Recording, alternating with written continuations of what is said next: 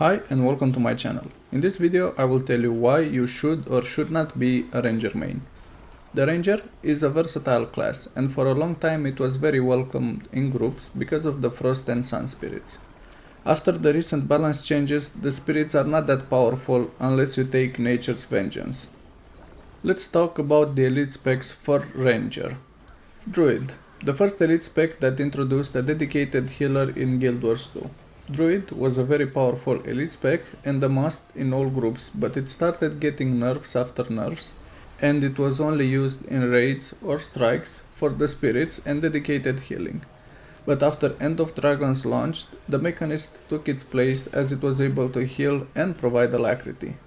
Fortunately, after the balance changes, the implementation for the spirit changes was a lot better compared to the warrior. Now it's starting to find its place back in groups as a heal alack, but some are still not that excited to take druid over mechanist in groups.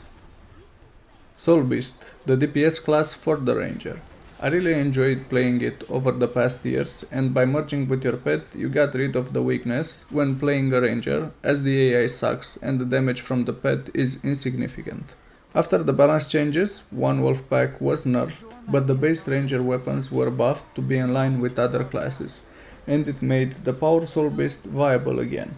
You can play the condi version, which still has good DPS, but lower than the power version.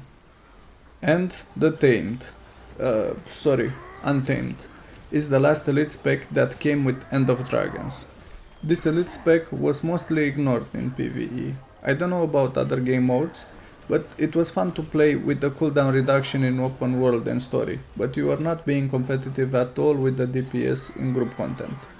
After the buff to the base weapons and rangers getting a lack on spirits, this brought Untamed back on the table. While still being pretty rare in the wild, at least you can see it in the meta events or strike missions. In conclusion, I think Ranger is in a good place now. You can find places in groups relatively easy with Heal like Druid or Powered DPS Soulbeast. Keep in mind, even if you come as DPS Alak on Untamed, people will be a bit skeptical of your Alak uptime. With the Powered DPS build and using a hammer as your weapon, it is a bit easier to keep alacrity because of how stuns work.